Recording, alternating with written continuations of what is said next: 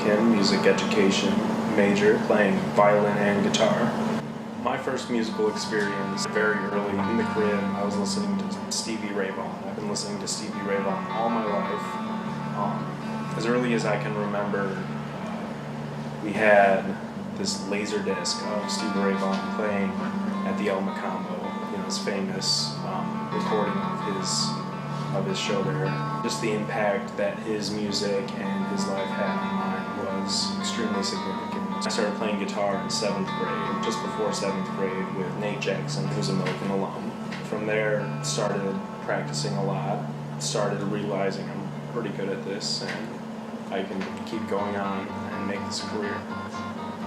So, now that we have your guitar prowess, laid out, when did you first start playing, maybe like in a band or with other people?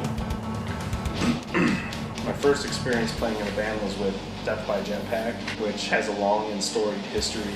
Death by Jetpack started out as a band called Tennessee, which was just some friends from science class in high school, freshman year.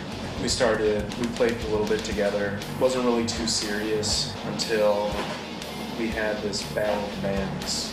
So myself and my friend Sean, drummer and singer, we wrote and recorded 5 songs in 3 hours the night before the demo tapes were due.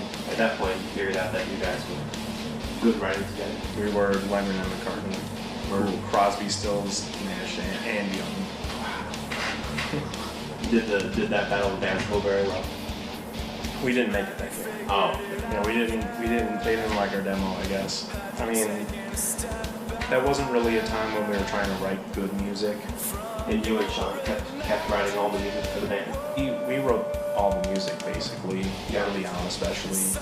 Not because we kind of just took over, it's kind of just how it happened. Mm-hmm. No one really showed any interest in writing new songs, they just wanted to play. So me and Sean just kind of jumped right in.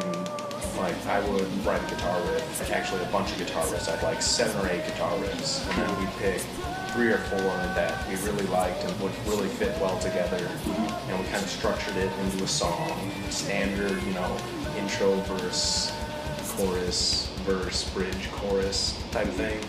Then we put the bass line, which was usually just doubling the guitar part.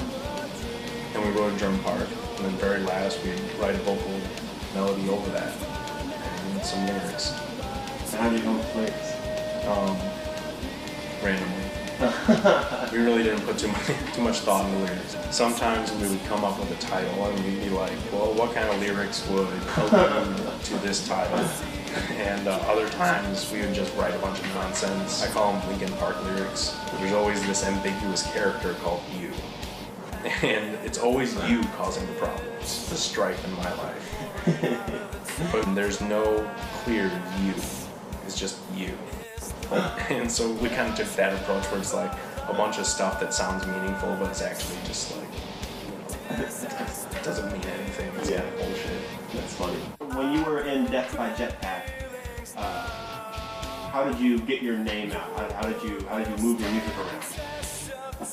Initially, we didn't really put our music out there. We kind of just threw it up on a Facebook page, and that was that.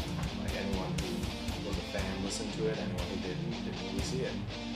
And then we started playing shows. We started inviting all our friends because we wanted to make a big draw. So they would come to our shows, they would hear our music. If they didn't like our music, they at least liked the presence of the show.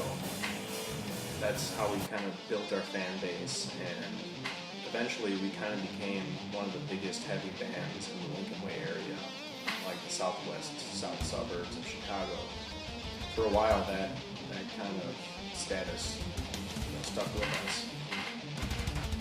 In the golden age of Death by Jetpack, what did you use to record music? At first, very early on, we recorded our first demos for that very first Battle of the Bands on this Tascam 8-track that had 8 mono tracks on it and 2 inputs. And then eventually our guitar parts kind of got more involved, more intricate, to the point where 8 tracks just simply were not enough. So we moved to GarageBand, just plugged in our M audio fast track into that. Recorded in the GarageBand. All this time we were using like 4 mics on the drums. That's all we really had. All guitar, basses too, were all direct input from this Line 6 pod that I had. Vocals were all done with a $100 Yamaha microphone, and we would record them in the closet in the basement. That was like a small room that didn't have too much echo or anything. And then from there, we started really trying to write some good music that we really wanted to be proud of. We started recording in Pro Tools.